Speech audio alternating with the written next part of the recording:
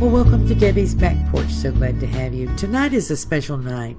On Mondays, I have dinner with my mother, and we have a grand old time cooking and eating and talking, and I like to make her something special.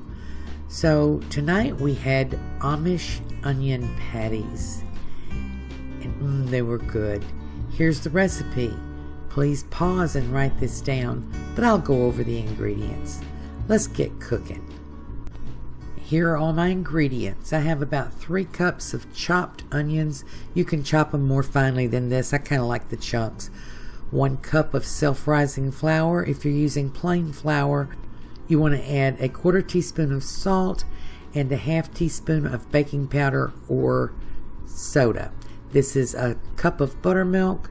This is a tablespoonful of Splenda. You can use sugar. This is a 1/4 cup of panko crumbs. And this is 1 egg, which I will beat before I add to the mixture. Now don't forget, this is self-rising flour. If you're using all-purpose, you must add the salt and baking powder. This is panko crumbs. In case you're not familiar with them, you can find them in the breadcrumbs section. Now I'm going to just mix this by hand. You can use your mixer, but it's pretty easy by hand. First I put in my buttermilk, and then I'll add my flour, and it's just easier to incorporate it if you put the liquid in first. It tends to lump, but you can easily beat the lumps out. So we're going to mix this, adding the flour kind of slowly. And as I'm mixing this, you will notice that basically what I'm making, except for the panko crumbs, is pancake batter. And you know, I've always thought, well, maybe you could just mix the pancake batter from a mix if you wanted and add these. But it's so easy to make pancake batter from scratch. I just do it this way. And if you've ever seen a recipe for Amish onion patties, this one is actually a little bit different. Okay, in with my egg. I have adapted it a little bit because I actually don't like to cook with cornmeal, except of course for cornbread, and I usually look for an adjustment for that. And on top of that, my mother's allergic to corn, so since I'm cooking tonight for Mother, I'm using the panko crumbs instead of the cornmeal, so that makes it a little bit different. And you'll also find recipes out there that use soda instead of baking powder, and that works just fine, by the way. Soda gives it a little bit different texture. Here's my Splenda. You know, I almost never use sugar. I use it sometimes in bread for the rise, but that's about all. So I'm using Splenda, but you can certainly use sugar if that's what you prefer. And I would tell you that you could use stevia, but I don't know how to measure it. And that's my panko crumbs, and that'll add just a tiny bit of crunch. You could also use matzo meal or whatever you use to add crunch, any kind of crushed up breadcrumbs. Now this looks just a tiny bit thick to me, so I'm going to add just a little bit of water, about a tablespoonful. I'm going to use the same cup, and the reason I say it looks thick to me is it's thicker than I would make my pancake batter, because that's what you're going for.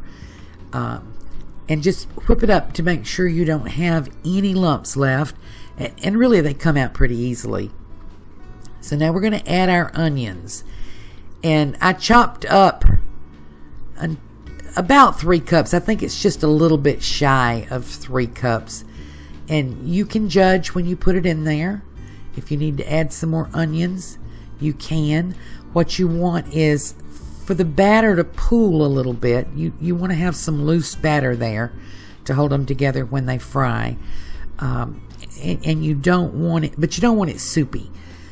So, see, I'll show you here. You've got a little bit of batter there, and it'll all stick together. Then I'm going to let this rise for about 10 minutes, and it doesn't really rise, but it puffs up a little bit. The leavening starts to work, and you want to let it sit for about 10 minutes before we fry it. Meet you at the stove. I have about a 1/2 inch of sunflower oil in my field skillet. Let's check it for heat. I drop a little of the batter in, and it pops right up and starts bubbling. If it turned brown right away, it was too hot. If it sticks to the bottom, it's too cold. Or you can use a thermometer. You want to go about 350 degrees. So I'm going to drop these in. I have a 1/4 cup measure here. And we will observe the rules of frying. And I'll go over those with you. And these are the simple rules that many people don't know about frying and that cause them to be disappointed. So I'm dropping these in, and you'll notice how it all sticks together. If it came apart, you need to add a little bit more flour. And when you're frying, you drop your food in and you leave it alone. You don't mess with it. It's going to take at least a minute. With some things like chicken, it takes more than a minute. But you want to wait until you see the little brownness beginning around the edges, and it easily pulls loose from the pan. It's floating. It's not stuck to the bottom. So we're going to flip this, and boy, I made a mess of that. Let me go back to do what I knew I should have done to start with. I use a spatula and a fork and flip it up against the spatula. And the spatula's got oil on it so it doesn't stick so much. And we're going to flip it over. Now these are not done on that side. I just wanted to check it. I ended up cooking these about, after the 1 minute flip, about 2 minutes. Then I flipped them over again, cooked them about 1 minute. And then I do a little special thing I'll show you when I get there. Now most recipes for this will tell you to flatten them out after the first flip. I didn't do that, and I didn't do it on purpose because I'm serving these as a bread substitute. And you can serve them as a side dish, and you'd want them a little bit more crunchy. But because I'm serving these as a bread substitute, I wanted them to stay a little puffy, a little thick. But I also want to make sure that they cook all the way through. So when they get just about done, you can see how nice and brown that is. I'm going to take my fork and poke a hole right down the middle of it and flip it over. And that way, if there's any of the batter inside that's not fully cooked, it will cook. They will be done all the way through. Now, you don't really have to do this if you flatten them out. But the combination of having them thick and using self-rising flour, which, by the way, has a little bit more leavening, means that you have to ensure they cook all the way through. So now I'm going to take these up. I let them sizzle again for about a minute after I poke the hole in them. I'm going to put them on a rack over a paper towel to let them drain before I plate them up. That's a little trick you might try if you never have before. If you put these directly on a paper towel, or anything directly on a paper towel, then they drain into the paper towel. You get a soggy paper towel, and you get soggy food. So if you put a rack over your paper towel, they'll drain nicely. The towel will catch the excess oil, and you'll end up with a crisp finished product. So now I'll do the second batch. This recipe makes about 10, just according to how much you put into your patty, 10 or 12. And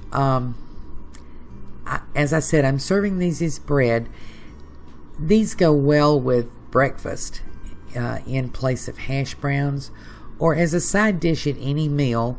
I have Tuscan potato soup in this red pot back here, so this is our bread.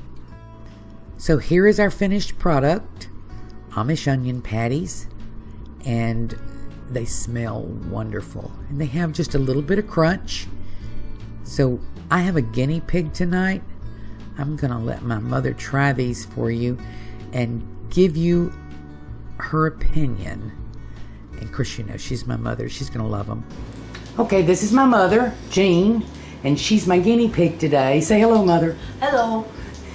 And she's trying our Amish Onion Patties. Very good. It's got a little bit of crunch. Mm-hmm. Very good. Thanks. And the way I know she meant that and wasn't just being polite is that she ate 4 and I ate 2, and she took the rest home for later. That makes your heart feel good. Thank you for joining us on Debbie's Back Porch. So glad to have you. Hope to see you again tomorrow.